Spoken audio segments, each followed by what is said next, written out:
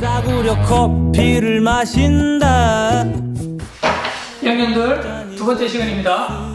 지난 시간에 공부를 조금 했는데 선생님이 부족했던 부분 조금만 더 자세하게 다루고 오늘 나올 내용 나가도록 할게요. 오늘 내용도 굉장히 중요해요. 그러면 복습부터 먼저 합시다. 우리가 지난 시간에 위치에 대해서 공부를 했어요. 위치를 크게 세 가지로 나눠서 공부를 했습니다. 첫 번째가 수리적 위치, 숫자로 표현하는 거 얘기를 했었죠. 다음에 두 번째는 지리적 위치, 지형 지물, 땅이나 바다 같은 커다란 지형 지물에 대한 위치를 표현하는 게 지리적 위치였고, 세 번째가 주변 국가의 관계에 따라서 수시로 변한 가변적 위치인 관계적 위치에 대해서 공부를 했습니다. 공부를 할 때 우리가 관계적 위치는 상대적으로 잘 변하는 위치라서 가변적 위치라고 얘기를 했고, 나머지 두 개는 얘에 비해서 잘 변하지 않기 때문에 고정적 위치 또는 불변적 위치라고 얘기를 했어요.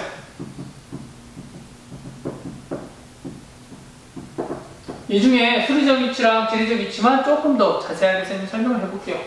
지난 시간에 수리적 위치에 대해서 공부하면서 우리나라의 사극에 대해서 공부를 했어요. 우리나라의 사극이 뭐냐면 동쪽 끝, 서쪽 끝, 남쪽 끝, 북쪽 끝을 의미하는 거죠. 한반도를 한번 그려보면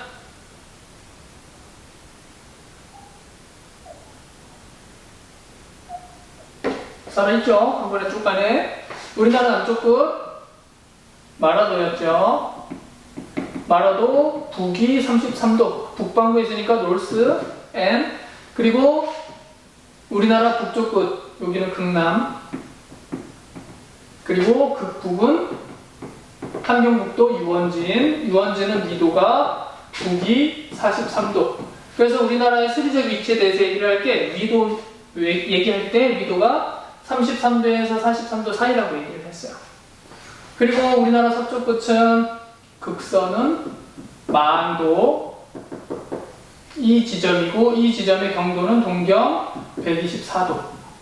그리고 우리나라 동쪽 끝은 독도죠. 독도 중에서도 동도는 동경 132도라고 얘기를 했어요. 여기 E는 이스트가 되겠죠. 본초 좌우선 세계 시간의 기준인 그린위치 천문대를 지나는 경도 영도선보다 우리나라는 동쪽으로 124에서 132도 사이에 위치하고 있다. 그리고 이거와 더불어 하나 더 배웠던 게, 이걸 X 딱 표시하면 나오는 지역이 강원도 양북, 여기가 북토 정중앙이라고 얘기를 했죠. 이게 우리나라의 수리적 위치인데, 이 수리적 위치에 따른 특성이 꼭 기억해둬야 되는 걸 선생님이 얘기를 했어요. 간단하게 다시 정리를 해보면, 수리적 위치는 크게 두 가지로 나뉘어지는데, 첫 번째 위도, 그리고 두 번째 경도로 나뉘어지는데, 위도는 우리나라가 북반구 중위도 해당이 되는 거고, 북반구 중위도 해당되는 이유가 33에서 43 사이니까, 지구가 이렇게 동그랗게 있을 때 지구의 가운데 적도를 위도 0도라고 얘기를 하고, 여기서부터 계속 올라가는 거예요. 위도가 10도, 20도, 30도, 40도 올라가는데, 우리나라는 여기 33도에서 43도 사이에 있는 거예요. 여기에 있어, 우리나라가. 대충 그릴게요. 이 사이에 위치하고 있어요. 그리고 제일 꼭대기 북극은 60도가 되는 거예요, 위도. 그러니까 여기 33도와 43도 사이에 있으니까 우리나라를 약 북반구 중위도에 위치한 국가라고 얘기를 하는 거고, 북반구 중위도에 있기 때문에 우리나라에 나타나는 특성, 이게 중요한 건데, 북반구 중위도이기 때문에 우리나라는 열대기후가 아니라 냉온대 기후에 해당이 되는 거예요. 우리나라보다 더 위로 올라가면 냉대기후거나 또는 한대기후가 나타나요. 우리나라는 이 사이에 있어서 남한 지역은 온대기후, 북한 지역은 냉대기후가 되는 거예요. 그래서 냉온대기후가 나타나고 사계절이 또렷하다. 이게 우리나라 위도에 따른 특성이라고 생각하시면 되겠고, 경도는 우리나라는 동경 124에서 132도 사이인데, 시간을 정하는 표준 경선을 우리나라가 아닌 우리나라보다 더 동쪽에 있는 동경 135도 선을 사용해요. 우리나라보다 동쪽이니까 어느 나라를 진행하겠습니까?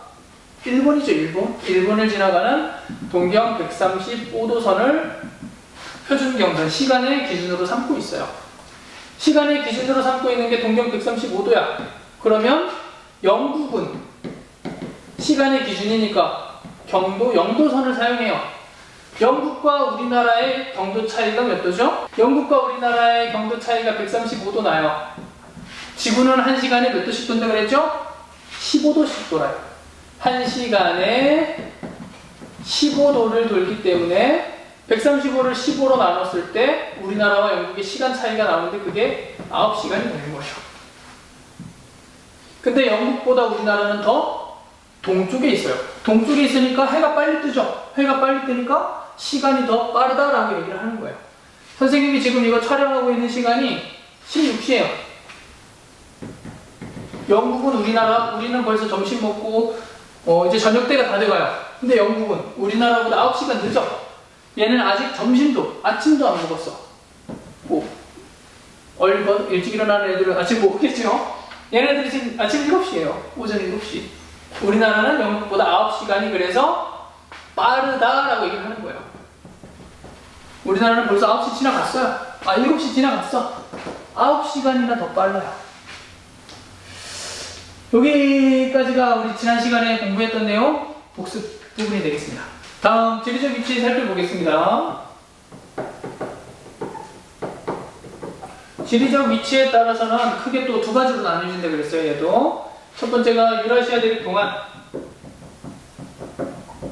유라시아 대륙은 유럽과 아시아를 합친 거라 그랬죠. 유라시아 대륙 동안. 이 동안이라는 말은 어려 보인다는 뜻은 당연히 아니겠고, 동력 동자에 해안할 때 안, 접하다 안자예요. 우리나라가 유라시아 대륙이 있으면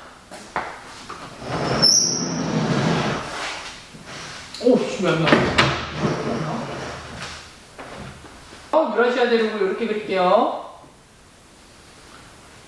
유럽과 아시아는 하나로 합쳐져 있어요. 그래서 유럽과 아시아를 합쳐서 우리가 유라시아 대륙이라고 얘기를 하는데, 이 유라시아 대륙에 우리나라는 이쪽 동쪽 끝에 붙어 있습니다. 이거 우리나라라 생각하시면 돼요. 그리고 유라시아 대륙의 서쪽 끝에 있는 섬나라 하나 있어요. 비교 대상이 되는. 여기는 영국입니다. 그러면 우리나라는 유라시아 대륙의 동쪽 끝에 붙어 있기 때문에 나타나는 특징이 있어요. 그게 뭐냐면, 우리나라는 중위도이기 때문에 1년 내내 부는 바람 편서풍의 영향을 받는데, 유라시아 대륙 동쪽에 있기 때문에 이 편서풍이라는 바람이 불어올 때 쉽게 뜨거워지고 쉽게 차가워지는 대륙을 지나가서 영향을 미친다 그랬어요. 반면에 영국 같은 경우에는 바다를 지나가요. 해양을 지나온 편서풍이 영향을 미치게 됩니다. 근데 여기서 이것 때문에 중요한 차이가 발생하게 돼요. 이 불어오는 바람을 선생님이 편서풍이라고 얘기를 했죠. 이 편서풍이 대륙을 지나올 때 여름에는 굉장히 뜨거워져서 우리나라에 오고, 겨울에는 차가워진 대륙을 지나서 우리나라에 오기 때문에 우리나라는 연교차가 커지게 돼요. 그리고 영국 같은 경우에는 선생님이 바다는 뭐라 그랬죠? 천천히 데워지고 천천히 식는다 그랬어요. 그래서 여름에도 덜 더워져, 시원해. 반면에 겨울에는 차가워지는 게 아니라 다른 지역보다 온난해요. 그래서 연교차가 작게 나타나는 게 영국입니다. 영국 같은 경우 연교차가 작아요. 그래서 우리나라랑 영국을 비교할 때 위도는 비슷비슷해. 근데 우리나라는 사계절이 굉장히 뚜렷합니다. 이 바람의 영향이 계절별로 굉장히 크게 나타나서, 반면에 영국 같은 경우에는 연교차가 굉장히 작아서 계절별 차이가 별로 없어요. 우리나라는 이런 특성이 나타나는, 연교차가 큰 특성이 나타나는 이유가 위도 때문이 아니라 바로 위치 때문이죠. 지리적 위치. 하나는 유라시아 대륙의 서쪽, 바다 오른쪽, 바다의 동쪽에 있기 때문이고, 우리나라 같은 경우는 유라시아 대륙의 동쪽에 있기 때문이에요. 그래서 유라시아 대륙 동쪽에 있기 때문에 우리나라에 나타나는 특징이 연교차가 크다는 거고, 연교차가 큰 이런 기후를 뭐라고 부르냐면 대륙성 기후라고 불러요. 이거 잘 기억해 두셔야 됩니다. 중요하니까 한 번 더 하는 거예요. 다음에 두 번째는 우리나라는 바다량이 튀어나와 있는 반도국이다. 반도국이기 때문에 대륙과 해양 진출이 쉽다 얘기를 했죠. 대륙과 해양 진출이 용이하다, 쉽다 얘기했어요. 이게 이제 지리적 위치에 따른 특성이 되겠습니다. 그리고 관계적 위치는 쉽죠. 그건 한번 설명했던 건데,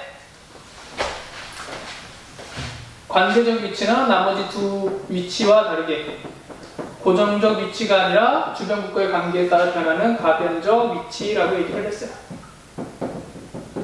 지난 시간에 대한 복습이 되겠습니다. 오늘 배울 내용도 굉장히 중요합니다. 내용을 보면 지난 시간에 위치, 수리적 위치, 지리적 위치, 관계적 위치 이 세 가지 배웠어요. 그리고 사극 배웠죠. 북토정중앙이랑 극남, 극북, 극동, 극서 그리고 국토정중앙까지 잘 기억하고 있어야 됩니다.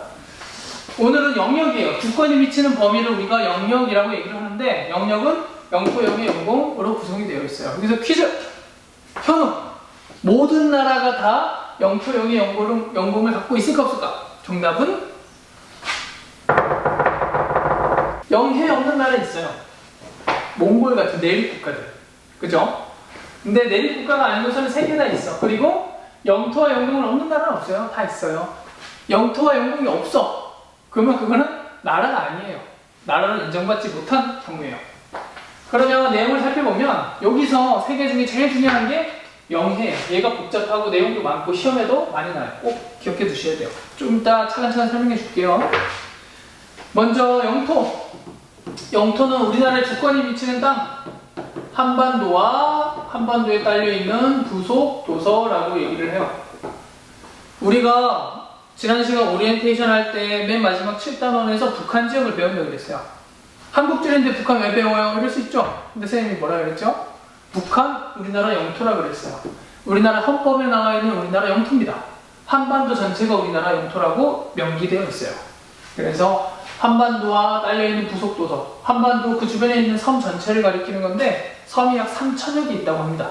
사람이 살지 않고 있는 섬도 아직 있고 한반도와 거기에 딸려있는 섬 전체가 우리나라의 영토에 해당이 되고 영해 같은 경우에는 우리나라의 주권이 미치는 바다인데 요거는 굉장히 좀 내용이 많아요. 일단 간략하게만 설명하고 여기서 뒤에서 조금 더 자세하게 설명할게요.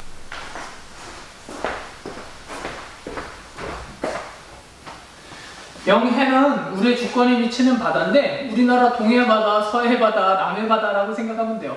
근데 단순히 그 바다 전체가 다 우리 건 아니에요. 범위가 정해져 있어요. 그 범위를 잘 알고 있어야 돼요. 그 범위가 어디냐면 기선으로부터, 기선은 기준선이라고 생각하시면 돼요. 영해 설정의 기준선으로부터 12해리입니다. 정해져 있어요. 우리나라만 그런 게 아니라 국제법으로 정해져 있는 거예요. 1해리는 약 2km예요. 그러니까 우리나라 영해는 약 24km 조금 안 된다고 생각하시면 돼요. 한 1800m 정도 되는데 그래서 12해리까지는 약 20km 조금 넘어가요. 우리나라 바다는 기준선으로부터 약 12해리까지가 우리나라의 바다다. 이 12해리보다 더 벗어나면 우리나라 바다가 아니다? 아니게 되는 거예요. 다음에 영공은 영토와 영해의 수직상공입니다. 근데 우주까지 계속 뻗어나가는 건 아니에요. 정해져 있어요. 어디까지냐면 대기권까지로 인정합니다. 대기권까지를 영공으로 인정하게 됩니다. 이게 이제 영역에 대한 일반적인 내용이고 이 중에 여러분들이 조금 더 자세하게 배워야 되는 게 영해예요. 영해만 선생님이 여기 따로 빼서 설명을 해줄게요. 선생님이 영해는 주권이 미치는 바다고 주권이 미치는 바다는 기준선으로부터 12해리라고 그랬는데 여기서 중요한 게 이 기준선이 하나만 있는 게 아니에요. 그래서 공부를 조금 더 해야 되는 거야. 우리나라는 동해안 해안선이 굉장히 단조롭고 고수의 솜씨 오씨 오늘 왜 이래 오 퀄리티 살아나고 있어요. 우리나라 동해안 해안선이 굉장히 단조롭습니다. 단순해요. 서해안 섬도 많고 굉장히 들쭉날쭉 이렇게 복잡해요. 그래서 여기 두 군데다 똑같은 기준을 정할 수가 없어. 그래서 동해안 지역에 적용하는 기선이 따로 있고 동해안에 적용하는 기준선이 따로 있고 서해안에 적용하는 기준선이 따로 있어요. 이 두 가지를 구분해서 외우셔야 됩니다. 첫 번째가 통상기준이라는 거예요. 말 딱 들으면 알겠죠? 통상적으로 우리나라뿐만 아니라 다른 나라도 사용하는 기선이 통상기선이에요. 이 통상기선은 해안선인데 그냥 해안선이 아니라 해수면이 가장 낮아졌을 때에 해안선을 우리가 통상기선이라고 얘기를 해요. 이게 무슨 말이냐? 말이 좀 어려운데 최저 가장 낮을 때 조는 바다조자예요. 조류할 때 그 조류가 바닷물이죠. 바다조자고 위치하다 위자 선자. 해수면이라는 게 여러분 여기 육지고 여기가 바다라고 해보세요. 이 바닷물의 높이가 일정하지가 않아요. 그때그때 바뀌게 됩니다.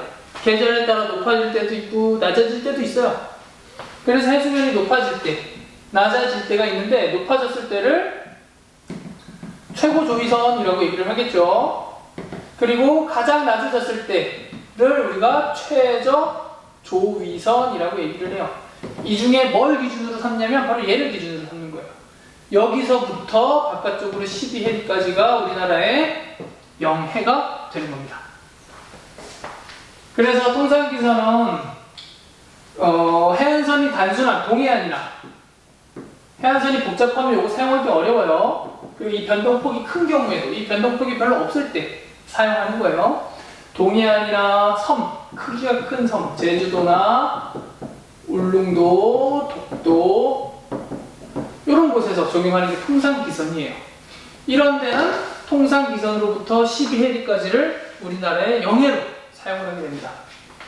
반면에 우리나라 서해안과 남해안 같은 경우에는 해수면의 높이가 굉장히 급격하게 변하기도 하고 해안선이 얘처럼 이렇게 깨끗하지가 않아.